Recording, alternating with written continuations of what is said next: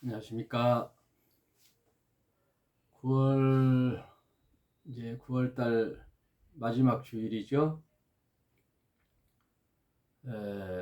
며칠 후면 또 추석 명절이 연휴가 시작되고, 에,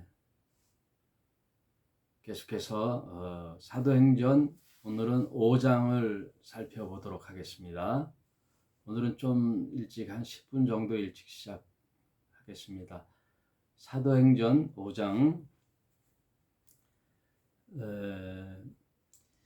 지난 시간에 보면은 3장 4장에 계속해서 그 예수의 제자 베드로를 위시한 제자들의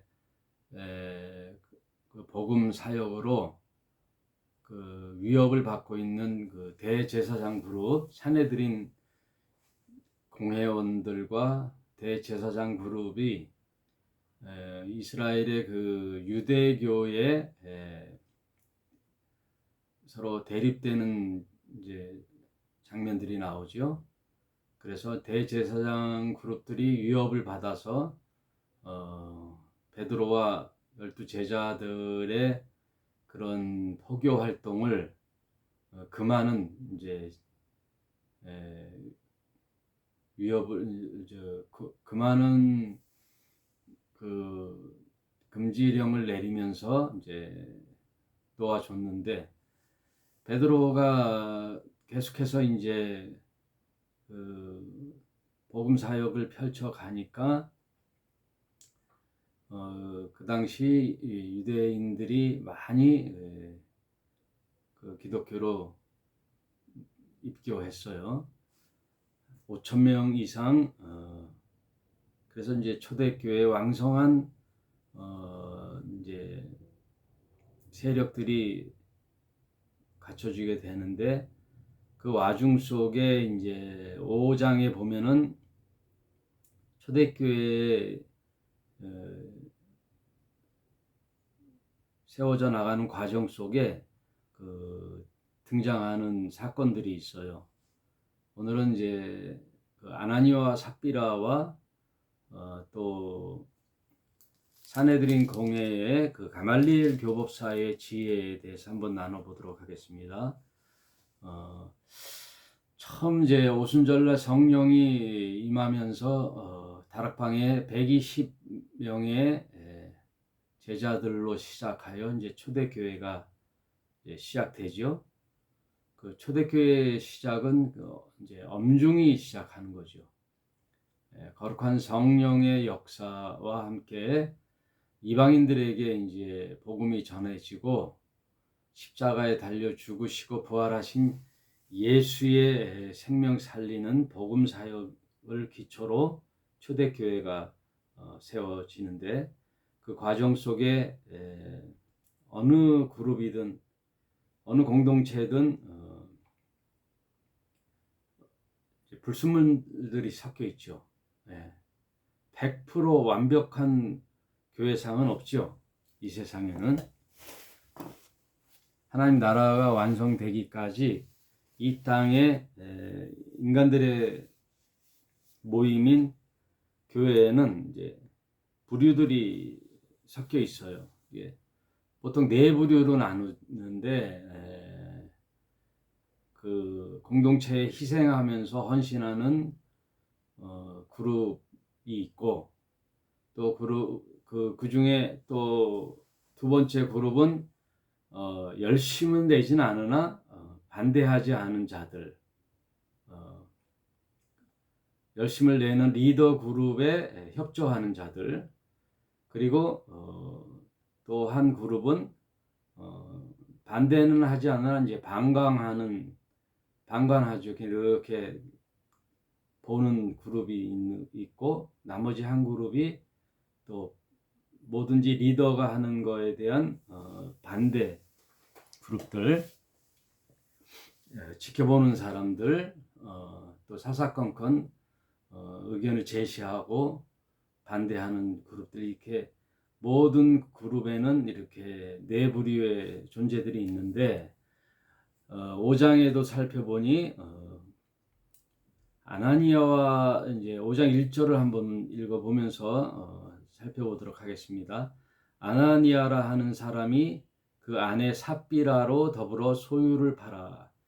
이 당시 분위기가 사도들로 하여금 엄청난 그 복음 사역이 펼쳐지고 표적들이 나타나니까 초대교회 많은 무리들이 두려움에 떨기도 하고 또한 그 사도들의 그 사역 속에 기쁨이 넘치기도 하고 또 전체 분위기는 곧 예수께서 다시 오시라는 그 임박한 재림론, 예수께서 곧 오실 것 같은 그런 분위기에 어떤 초대교회 어떤 현상이 일어났냐면 재산을 팔아 소유를 다 사도들의 발 앞에 내려놓는 그런 일들이 진행되고 있었어요. 그러니까 곧 재림 이제 예수께서 오시는데 재산을 쌓아서 무슨 소용이 있냐 이거죠. 지금 초대교회가 세워져 나가고 곧 예수님이 오실 것 같은 그런 분위기 속에 모두들 재산을 팔아서 그 형제들에게 나누고 교회 공동체를 세워 나가는데 사도들이 좀 필요한데 쓰라고 다 그런 분위기였어요. 그때 아나니아와 삽비라라는 이제 부부도 덩달아 어떤 신앙심보다도 이제 사람들의 눈에 좀 보이게 하려고 자신들도 그 소유를 팔아 그 값을 얼마는 감추고, 그러니까 다 내려니 아깝죠. 동기가 이제 불순하니까 이제 돈이 아까운 거죠. 그래서 반은 감춰두고 반은 갖다 주면서 그것을 전 재산인 양 이제 말하는 거예요. 그 값에 얼마를 감춤에 그 아내도 알더라. 얼마를 가져다가 사도들의 발 앞에 두니 베드로가 가로되 아나니아야 어찌하여 사단이 내 마음에 가득하여 네가 성령을 속이고 땅값에 얼마를 감추었느냐.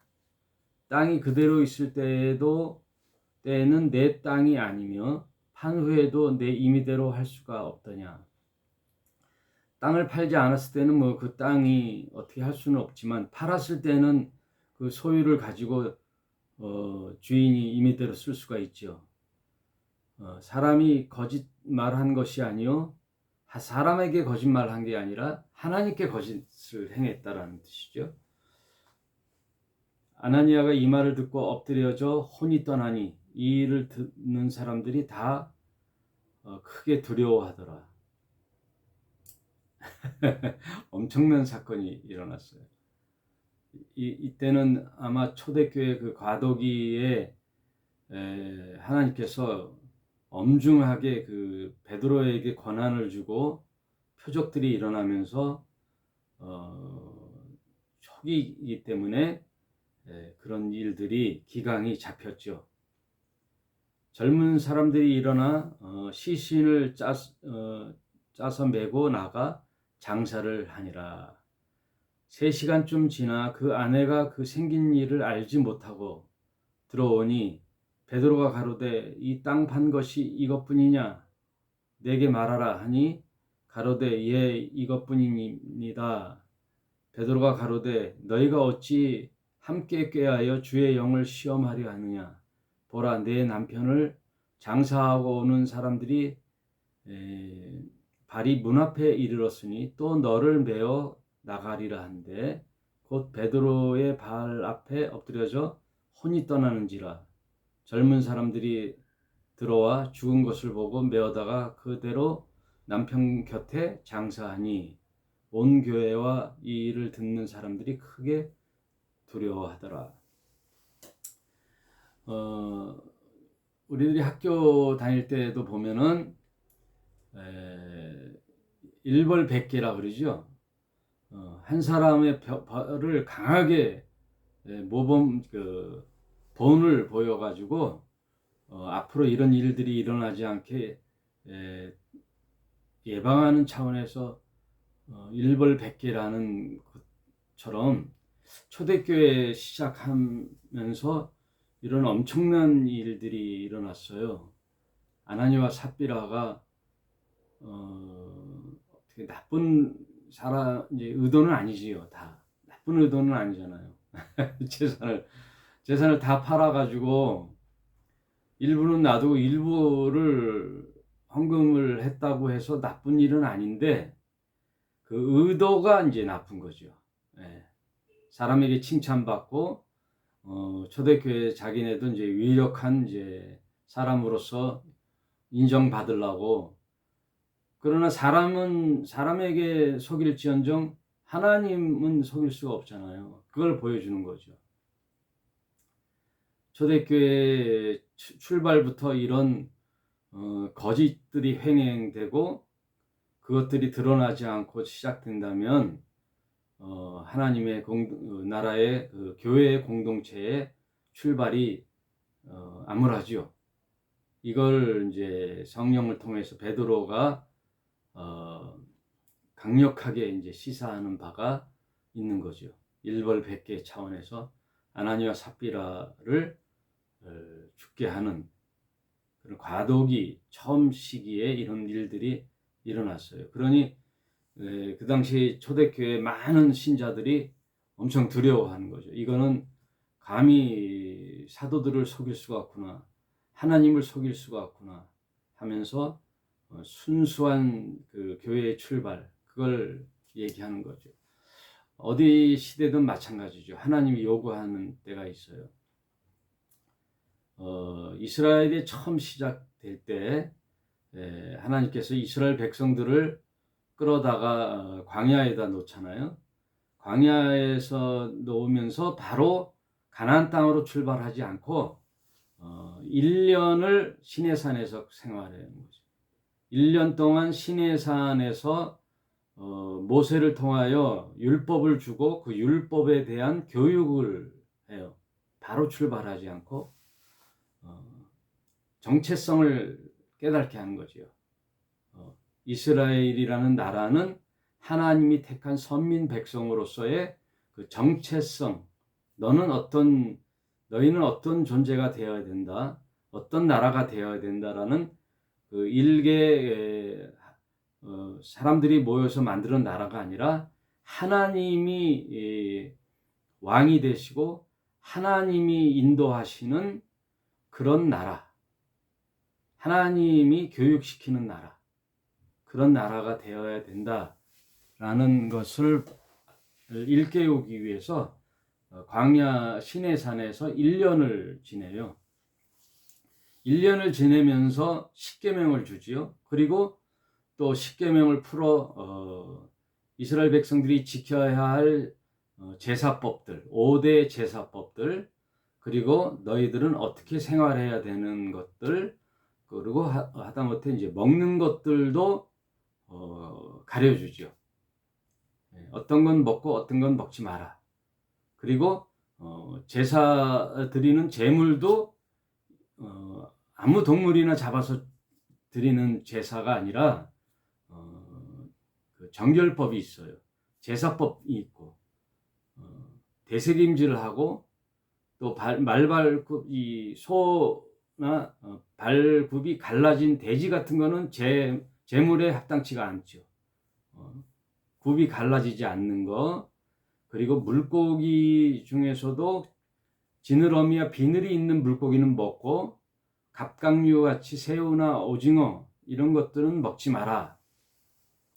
이런 이제 모든 면에 이스라엘의 생활의 모든 면에 이제 분류를 해줘요. 그러면서 하나님께서 이스라엘 백성에게 뭐라고 하느냐면 레위기 11장 45절에 나는 너희의 하나님이 되려고 너희를 애굽 땅에서 인도하여 낸 여호와라. 당신을 먼저 밝히잖아요. 너희는 그러면 어떤 존재냐? 애굽이라는 세상 나라에서 종살이하고 살았던 너희들, 그때는 어떻게 했어요? 그냥 노예의 백성으로서 그냥 하루 일하고 저녁 때 먹고 마시고, 뭐 고기도 자기가 좋아하는 대로 마음껏 마시고, 제사는 무슨 제사가 있겠어요? 또 십계명이 있겠어요? 그냥 노예들이 사는 것은 뭐예요?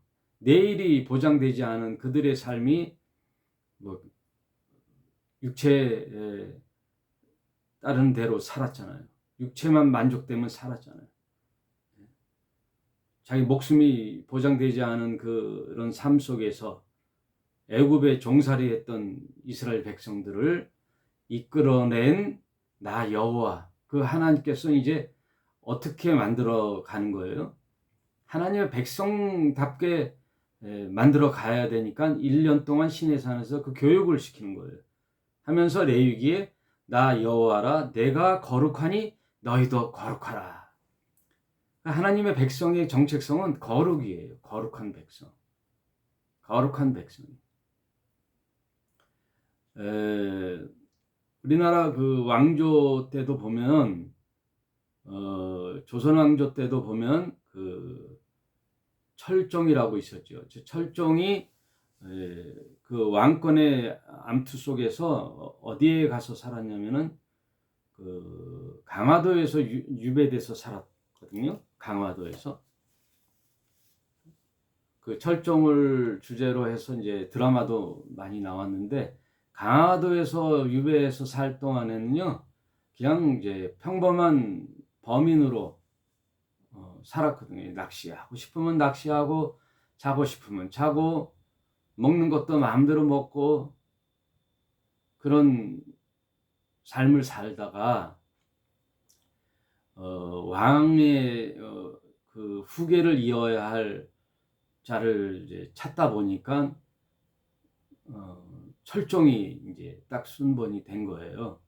철종을 이제 왕으로 계승을 해야 되는데 철종을 강화도에서 데려와서 이제 왕의 수업을 받아야 되니까 어떻게 해야 돼요?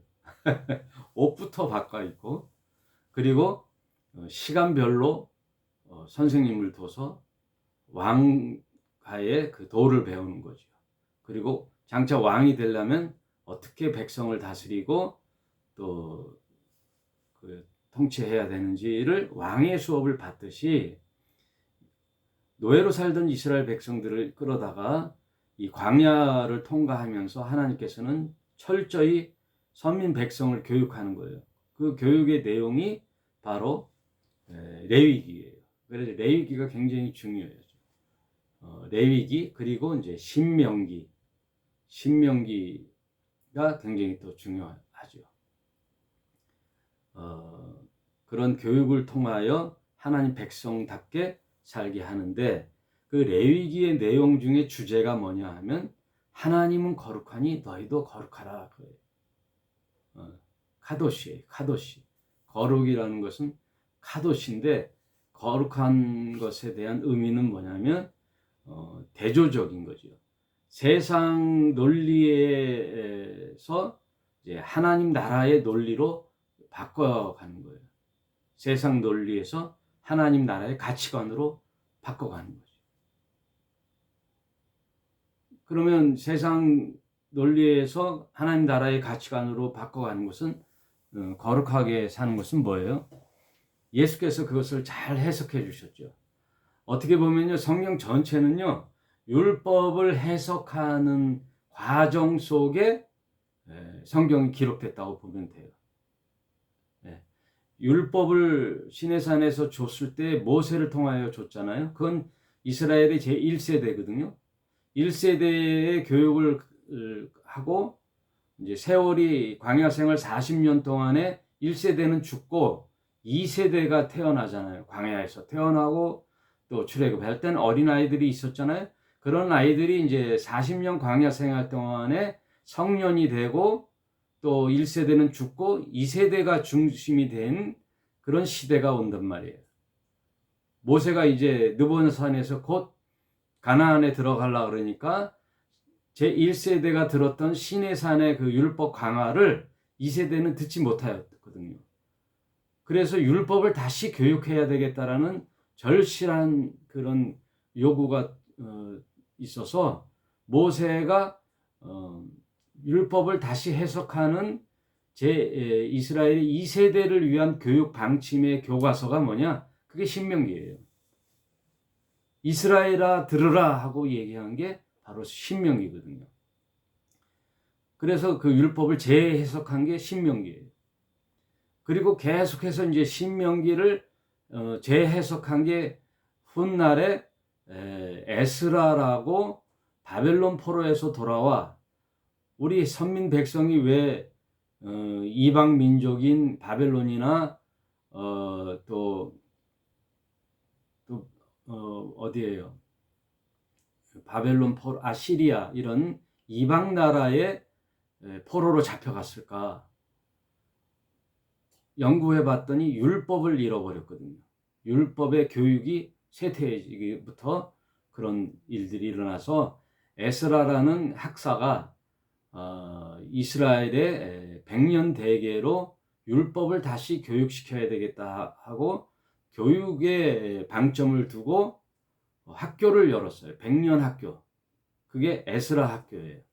그게 율법을 재해석하는 거예요. 그때 정확하게 구전으로 내려왔던 것을 교과서 텍스트북으로 만들어서 집필한 게 모세오경이에요. 그때 완성된 게 모세오경이란 말이에요. 그리고 나서 구약이 끝나고 신약에 와서 다시금 그 신구약의 중간기가 400년이잖아요. 그 400년 동안에 퇴색됐던 율법을 다시 교육하여 이스라엘 백성들에게 바른 교육을 하기 위하여 신약을 집필할 때 신약의 모든 그 내용들이 바울에 의하여 이제 기록되거든요. 바울의 13권이라는 서신서가 교회를 통하여 율법을 재해석하는 거예요. 그러니까 모세에게 율법을 줬죠. 그 다음 에스라에게 또 줬어요. 그 에스라에 이어 신약에 와서는 바울이라는 자가 13권을 통하여 율법을 해석했단 말이에요. 그래서 보면은 율법에 대한 로마서에 보면 다 율법에 대한 해석들이거든요. 그것을 또 누가 해석하느냐? 예수께서, 그러니까 이제 시대적으로 보면요, 바울의 13권이 다 먼저 기록되어 있어요. 성경을 보면은 마태복음 나오고 마태, 마가, 누가, 요한 이렇게 나오니까 복음서가 먼저 이제 예수님이 먼저 썼나 보다가 기억되는데 알게 되는데 그렇지가 않아요. 기록 연대를 보면 바울의 13권의 서신서와 책들이 교리서들이 먼저 기록됐단 말이에요. 45년부터 50년 초반까지 이렇게 쭉 기록됐어요. 그리고 나서 후에 예수의 어록들을 다시 제자들이 모아서 만들어낸 그 복음서가 훗날에 50년 말 60년 초부터 60년 중반까지 이렇게 복음서가 기록됐단 말이에요. 그럼 복음서에 보면은 예수님도 다 무슨 얘기예요? 율법을 재해석하는 거예요. 예수님도 율법을 해석하는데 예수님은 다른 사람들의 해석하고는 다른 거죠. 어떻게 달라요? 예수님은 이제 저자 직강이죠. 예수님은 율법을 주신 분, 율법을 만드신 분이 저자가 이 땅에 오셔서 율법을 저자 직강을 하는데 예수님보다 온전한 해석이 어디 있어요. 그래서 예수님은 복음서에 보면 어떻게 해요? 너희가 모세에게 이렇게 율법을 들었니? 나는 너희에게 다시 말한다. 그 얘기예요. 모세의 해석보다 더 온전한 해석을 해주는 거예요. 모세는 행위의 율법을 줬지, 그러나 나는 너희의 신비의 해석을 해주마. 행위의 규약이 아니에요. 신비, 마음의 법을 주는 거예요. 마음의 법. 그래서 돌판에 새긴 율법이 아니고 너의 마음에 새기는 율법을 주는 거예요. 그래서 율법을 바로 해석한 것은 뭐냐? 내가 거룩하니 너희도 거룩하라라는 그 거룩의 의미가 뭐냐? 세상 흑암의 논리가 아니라 하나님 나라의 논리인데 그 논리 가치관은 마태복음 5장에 얘기해 주고 있어요. 마태복음 5장이 율법을 완전히 해석하는 해석서예요. 하나님 나라의 지침서예요. 그래서 행위의 율법이 아니잖아요. 먼저 예수께서 입을 열어 가르쳐 가라사대 심령이 가난한 자는 복이 있나니. 행위의 법이 아니에요. 다 마음의 법이에요. 심령이 가난한 자는 복이 있나니. 그러니 세상 법하고 그 흑암의 법하고 하나님 나라의 법하고는 완전히 상반된 거예요. 여러분, 세상 법은 가치관은 어때요? 흑암의 이 세상 논리는 어떻게 돼요? 네? 마음이 부자가 부자라 그러잖아요. 네? 마음이 부자. 근데 예수님 뭐라 그래? 심령이 가난한 자가 복이 있다 그러네요. 그리고 세상에는 막 웃으면 복이 온다 그러잖아요. 네, 막 웃으면 복이 와서 웃고 웃어서 복이 오고. 네. 그런데 예수님 뭐라 그래요? 애통하는 자는 복이 있나니. 애통하는 자는 복이 있나니. 또 온유한 자는 복이 있나니. 마음이 긍휼한 자는 복이 있나니. 마음이 긍휼한 자. 그리고 의에 줄이고 목마른 자. 이런 자가 복이 있고, 또 화평케 하는 자가 복이 있고, 마음이 청결한 자가 복이 있고, 복음을 전하다가 핍박을 받는 자가 복이 있고, 이게 다 세상 가치랑 정반대예요. 세상 가치와 정반대. 그러니 세상의 가치관을 보면 그 세상의 복을 좋아하잖아요. 세상도 다 복이잖아요. 무슨 뭐 하면 복이 있다, 무슨 하면 복이 있다. 그래서 복복자를 중국 사람들은 복복자를 또 거꾸로 놔서 좋다 그러고, 그래 모든 그릇, 옷, 이불 하다못해 수저에도 다 복복자를 써놓잖아요. 네.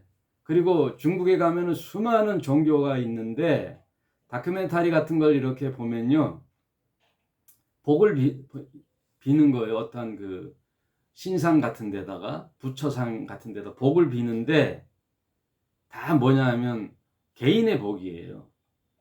네, 다 개인의 복. 내가 이런 소원이 있고 올해는 이런 소원이 있고 우리 자식들 건강하고 아프지 않고 우리 자식들 소원들이 다 성취되게 해주십시오 하고 거기다가 뭘 놓고 재단에다 재물을 놓고 막 빌어요. 그리고 소원이라는 그 글씨를 써서 나무가지 같은 데다 막 걸어놓고. 네. 거의 모든 종교가 다.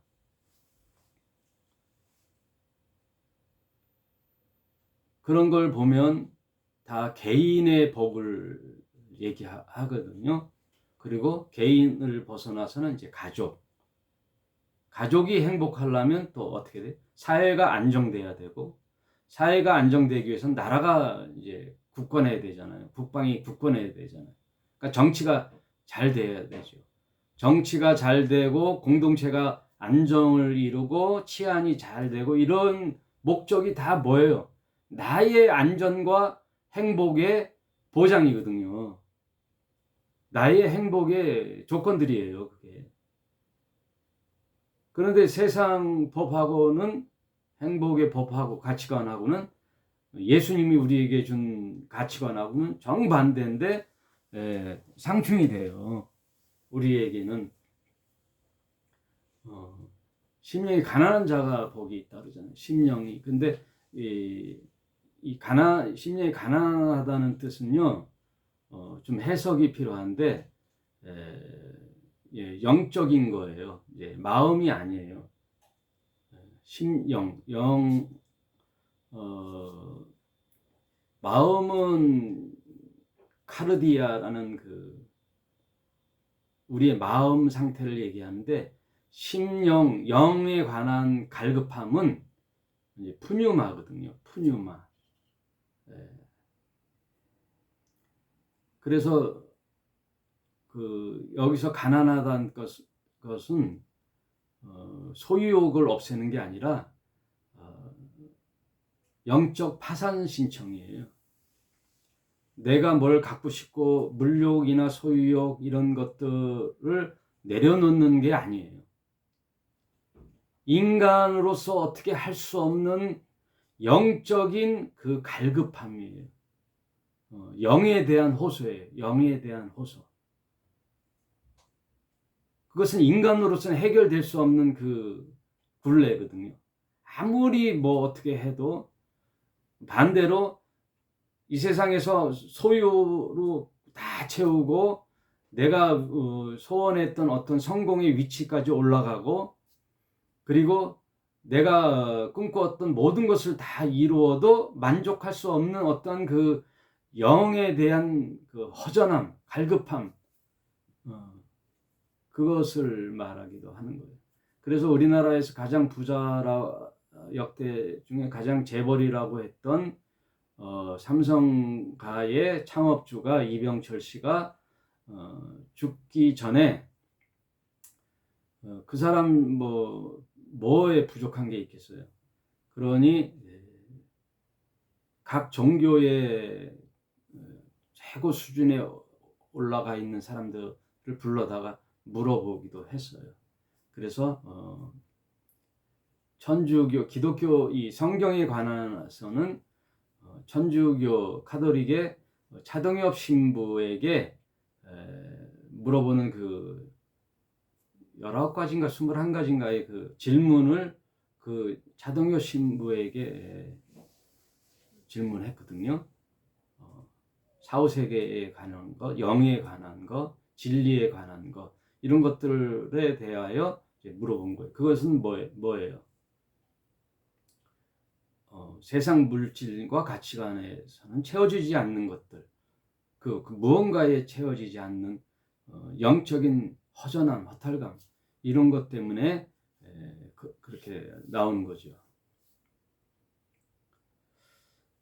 그래서 전도서에도 보면은 그 영혼에 대한 그 갈급함이 있거든요. 그것을 전도서에서도 얘기해주고 있는데, 결국은 이 땅에 채워지는 모든 것들이 헛되고 헛된 것이죠.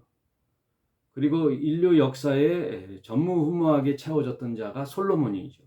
그 솔로몬에 대한 인생도 예수께서는 한마디로 드레핀 백합화의 영광보다도 더 허무하다, 그 얘기를 하거든요.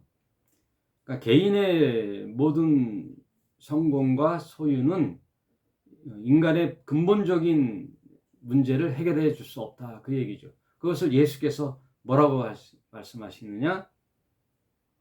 심령이 가난한 자가 복이 있다. 그 인간으로 할 수 없는 그 영적 파산 신청, 그걸로 뭐에 나오게 돼요? 하나님께 나오게 되는 거죠. 그 영의 문제를 해결하실 분은 하나님이죠. 그래서 우리가 마태복음 5장도 쭉 해봤지만 세상 논리하고는 정반대의 논리죠. 그것을 오늘 5장 초대교회에 베드로가 얘기해 주는 거죠. 어찌하여 주의 영을 속이느냐. 사람은 속일지언정 하나님을 속일 수 없는 것들을 초대교회 시작부터 엄중하게 말씀하시고 시작하는 거예요. 그러면서 12절에 사도들의 손으로 민간의 표적과 기사가 많이 되매 믿는 사람이 다 마음을 같이하여 솔로몬 행각에 모이고 그 나머지는 감히 그들과 상종하는 사람이 없으나 백성이 칭송하더라. 믿고 주께로 나온 자가 더 많으니 남녀의 큰 무리더라. 초대교회 12 제자들에게 엄청난 표적들이 일어나고 특별히 눈에 보이도록 병든 자들이 치료를 많이 받았는데 심지어 병든 사람을 메고 거리에 나가 침대와 요 위에 뉘고 베드로가 지날 때 혹 그 그림자라도 네게 덮일까 바라고 예루살렘 예루살렘 근읍이라는 것은 예루살렘 근처의 모든 도성에 허다한 사람들이 모여 병든 사람과 더러운 귀신에게 괴로움을 받는 사람들을 데리고 와서 다 고침을 얻으니라. 초대교회 때는 이런 육체적 질병 이런 것들이 다 치유되죠. 그때는 의학이 발달되지 않고 또 문명과 과학들이 발달되지 않았기 때문에 하나님의 그런 놀라운 치유의 역사로 그런 사건들이 일어났어요. 오늘날 현대 교회하고는 좀 많이 이게 달라요. 그걸 완전히 무시하는 건 아니지만 이제는 여러분 시대마다 하나님이 요구하고 역사하는 게 다르다라는 것을 이제 사도행전 시작하면서 제가 말씀드렸잖아요. 사도행전은 하나님의 교회가 세워지는 그 과도기에 있어서의 그 당시는 또 성경이 신약 성경이 우리에게 손에 없을 때 구약 성경만 있을 때 일들이기 때문에 하나님이 눈에 보이도록 그 표적들이 일어났죠. 예수님이 하신 행적들과 버금가는 일들이 초대교회에서 일어났어요. 오늘날 현대교회하고는 또 여러분들이 잘 구분해서 고민해 볼 필요가 있는 거예요. 말하자면 질병 같은 경우에 많은 현대의학에 의하여 치료를 받을 수 있단 말이에요. 치료를 받고 또 의사를 통하여 하나님이 또 치료해 줄 수 있고 결국 치료한 자도 시간이 지나면 죽잖아요. 또 의학으로 도저히 치료할 수 없는 자들은 또 하나님의 계획과 섭리 뜻과 그런 걸로 인하여 또 연명되는 자가 있고 치료되는 자도 있죠. 그걸 완전히 배제하는 건 아니지만 대다수의 질병은 치료가 되고 그리고 오늘날에 하나님이 요구하시는 우리들의 신자들에게 요구하는 바는 또 다른 것들이죠. 육체적인 그런 질병이나 그런 문제보다도 심적인 문제, 정신적인 문제 또는 진리를 왜곡하는 그런 종교적인 문제들이 더 심각하단 말이에요. 사회의 병리적인 문제가 굉장히 심각하단 말이에요. 정신적인 치료, 또 사회의 구성 간의 관계에서 오는 치료, 이런 것들이 굉장히 요구된단 말이에요. 그 시대마다 필요한 것들이 있거든요. 그때마다 우리가 잘 그걸 분별하여 보는 영적 분별함이 있어야 돼요. 네. 여러분.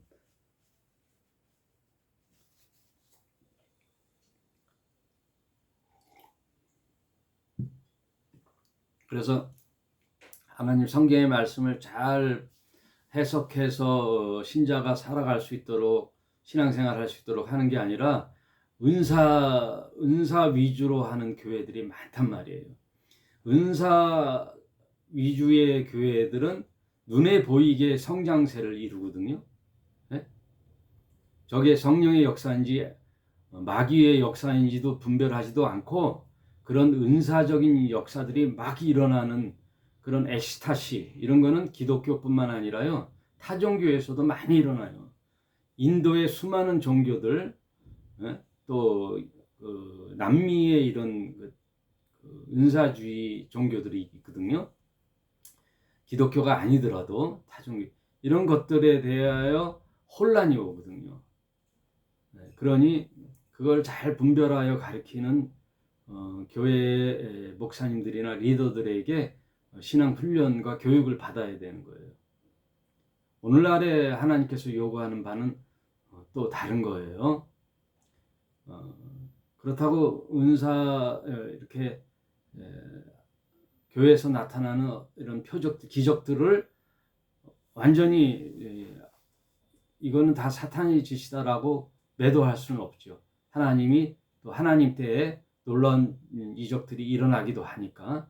그러나 그걸 위주로 교회를 이끌어 나가는 시대는 아니다 이거예요. 말씀 시대란 말이에요. 오늘날 시대는 우리에게 성경 66권이 온전히 주어졌기 때문에 그 66권의 원뜻을 알 수 있는 이런 말씀 신앙의 시대란 말이에요. 그걸 잘 아시고 한 말씀만 더 드리고 이제 정리하도록 하는데 5장 뒤에 보면요 33절에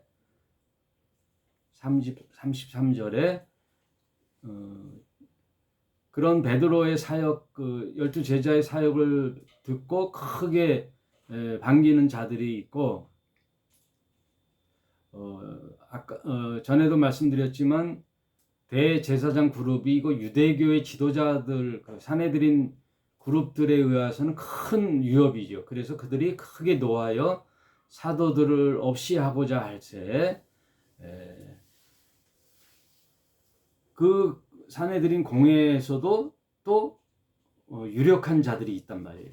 그 사람이 가말리엘이라는 교법사가 있어요. 그걸 얘기하는 거예요. 바리새인의 가말리엘은 교법사로 모든 백성에게 존경을 받는 자라.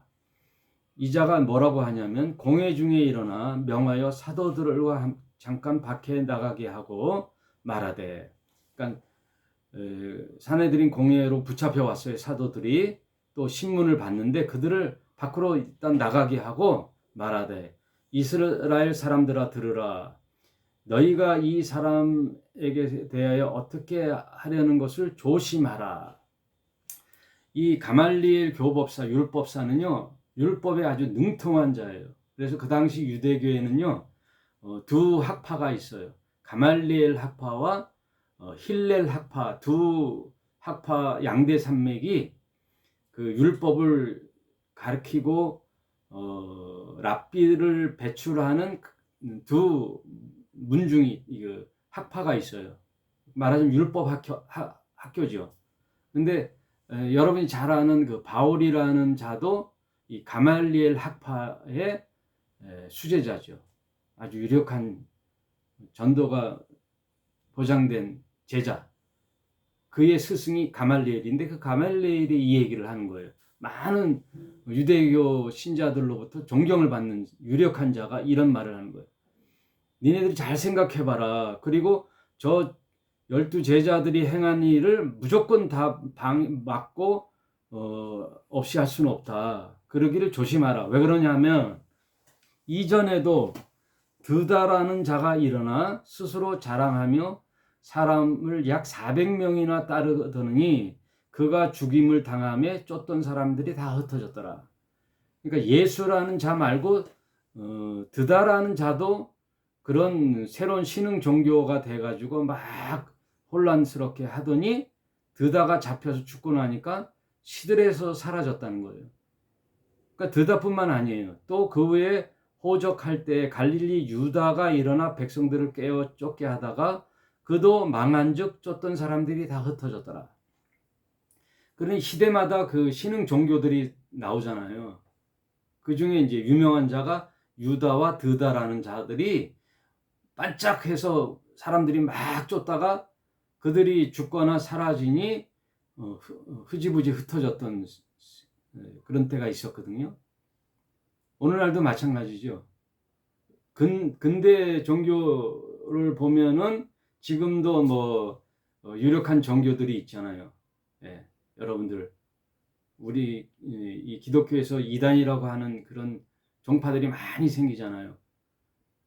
저 어릴 때도 신흥 그 종교들이 뭐가 나왔냐면 박태선이라는 천도교 이제 그가 있었어요. 그 전도관이라고 지금도 또 좀 그 세력들이 미미해졌지만 좀 남아 있는데, 전도관이 아주 막 폭발적으로 박태선 장로가 이끌던 자들, 또 지금도 있는 뭐 여러 종파들이 있잖아요. 이런 종파들은 예전에는 없었거든요. 예전에는 없었잖아요, 여러분. 네. 제가 항상 강조하는 게 뭐예요? 진리의 역사성이라는 게 있거든요. 그래서 신흥 종교는 다 사입이에요. 인류 역사의 중간에 발생된 종교는 다 사입이란 말이에요. 왜 사입이냐? 인류의 이전 세대에 적용되지 않은, 인류의 이전 사람들에게 적용되지 않은 구원의 도는 다 사기란 말이에요. 사입이. 그래서 그 인류의 진리의 역사성이라는 것은 아담 때부터, 그 인류의 시초부터 종말에 이르기까지 누구에게나 다 적용되는 말씀이어야 그 종교는 진리다, 그 얘기예요. 그러므로 인류 역사의 중간에 나타난 신흥 종교들은 다 사입이라고 보면 쉽게 이해하면 돼요. 그래서 그 얘기를 하는 거예요. 가말리엘이 드다라는 자, 유다라는 자들이 나와 흩어졌는데, 지금 이 기독교라는 예수라는 자의 이 포교 활동도 두려워할 게 없다. 조심해라. 왜? 이들도 흥황해지다가 만약에 진리가 아니면 하나님께로부터 나오지 않고 사람으로 시작된 거라면은 무너질 것이다. 그 얘기예요. 38절에. 이제 내가 너에게 말하노니 이 사람들이 상관 말고 버려두라. 이 사상과 소행들이 사람에게로서 났으면 무너질 것이요.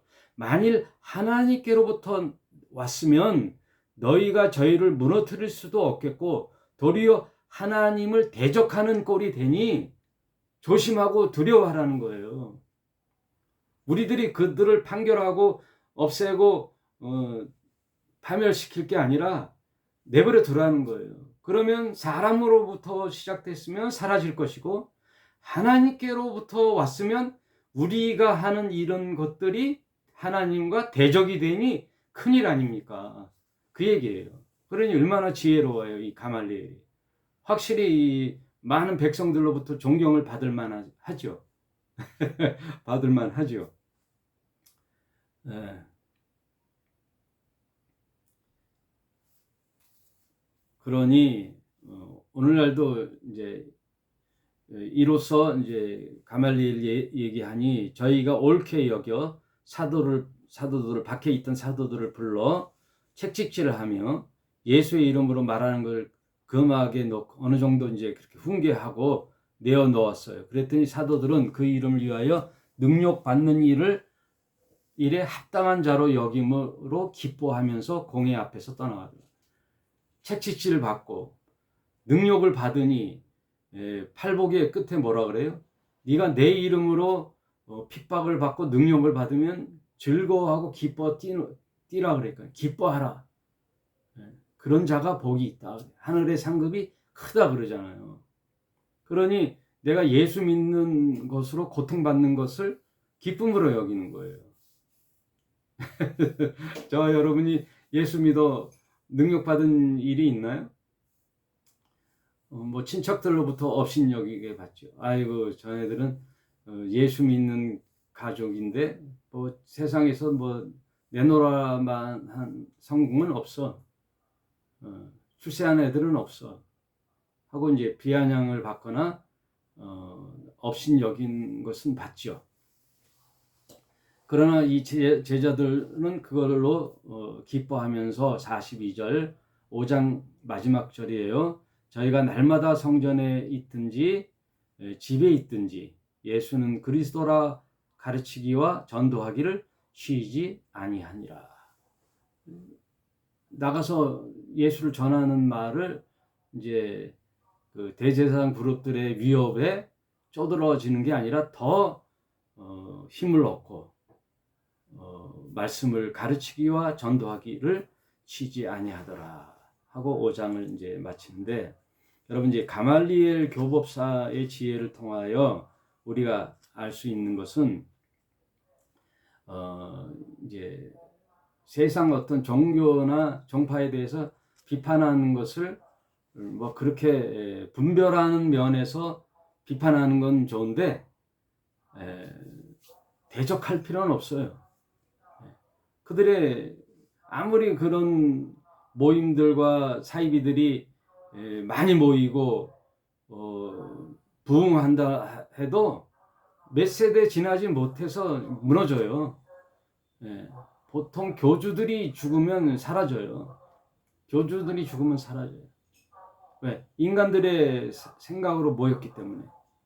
인간들의 모임으로 생각으로 모였기 때문에. 하나님으로부터 나오지 않았기 때문에 다 사라지게 돼 있죠. 시간이 가면 다 사라지죠.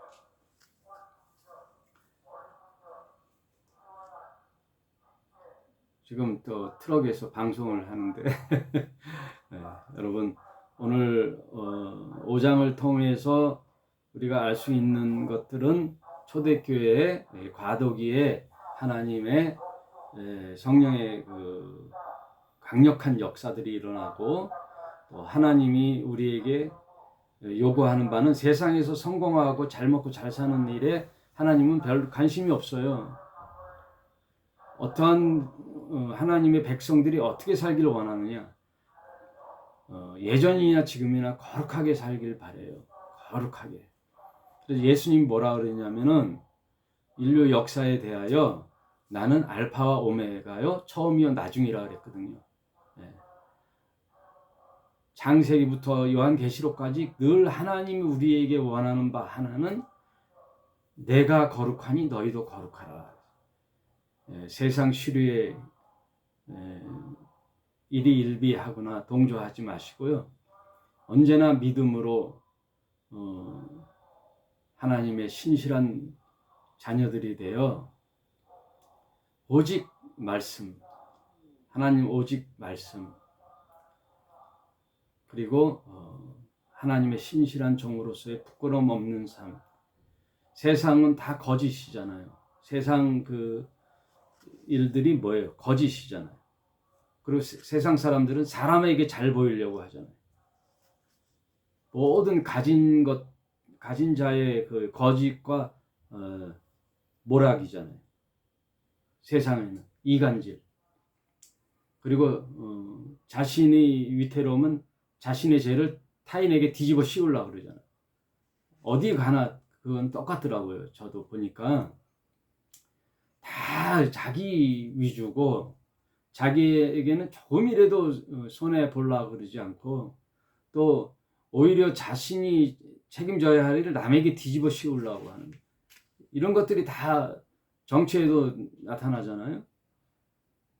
꼭 정치뿐만 아니라 모든 어떤 그 몇 명만 모여도 그래요. 어떤 인간의 조직들, 공동체들 또는 사회의 구성원들을 보면은 조직들을 보면 다 이런 것들이 나타나요.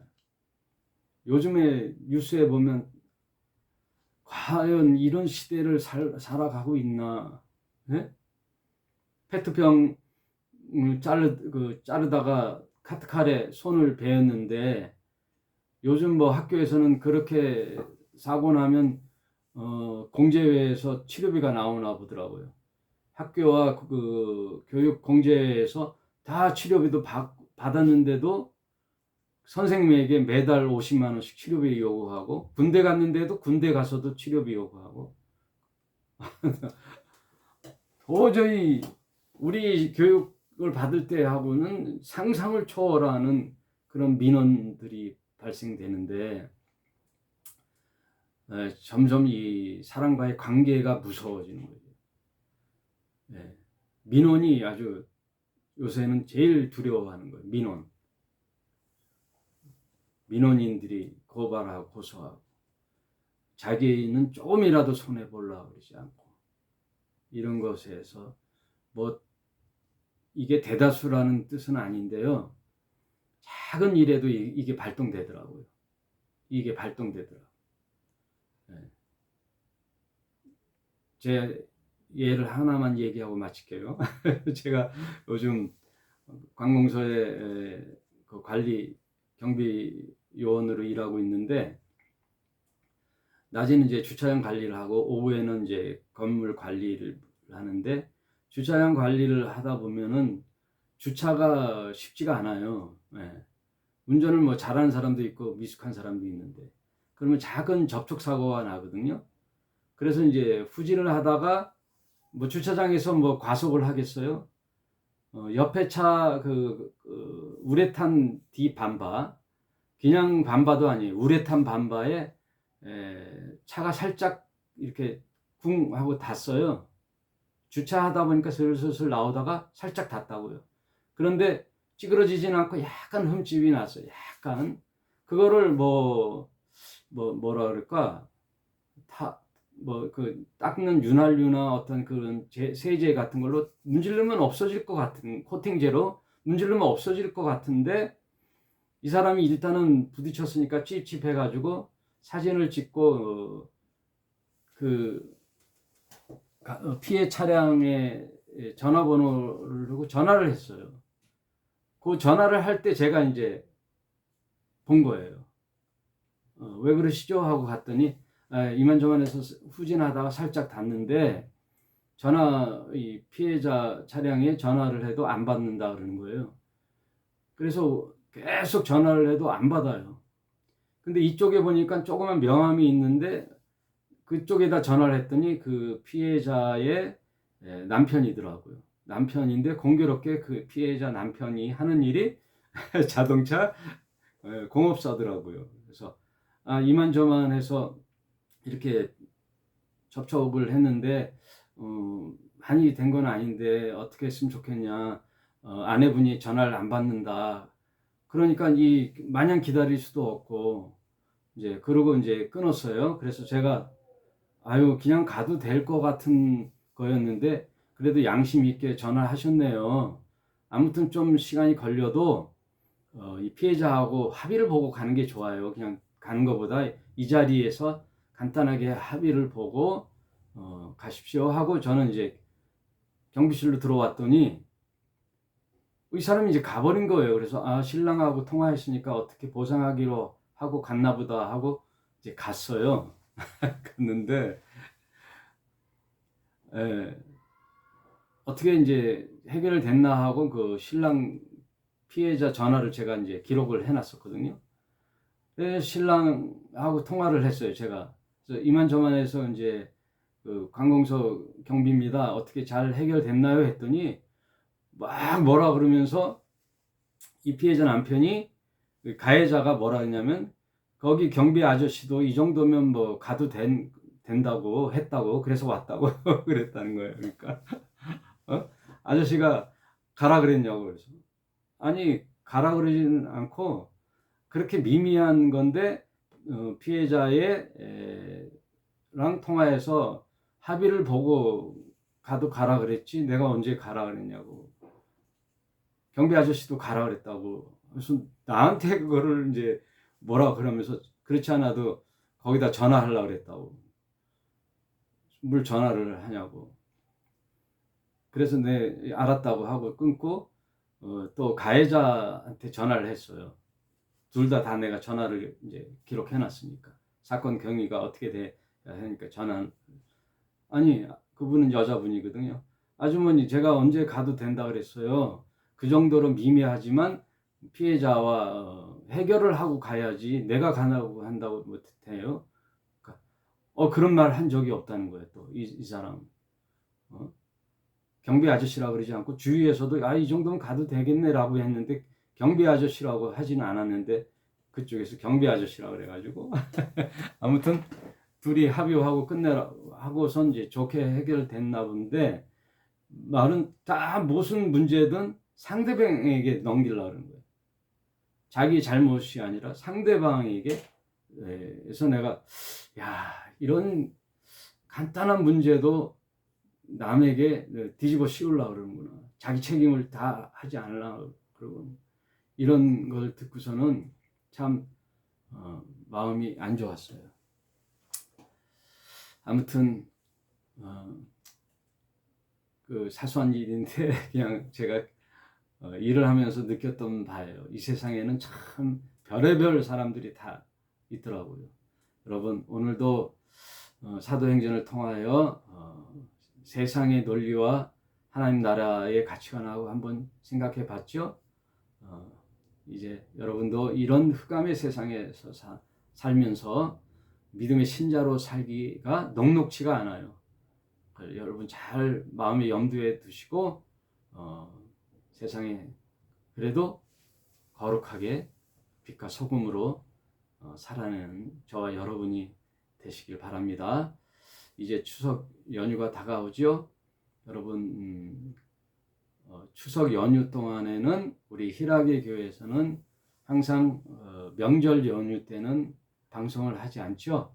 방송을 하지 않고 그 사이에 제가 사도행전 녹화 방송을 떠놓고 올려놓을 테니까 시간이 되시면 이제 청취하시고 연휴 동안 가족분들하고 행복한 시간 잘 보내시는 여러분이 되시길 바라겠습니다. 오늘 방송 여기까지 하겠습니다. 여러분 감사합니다.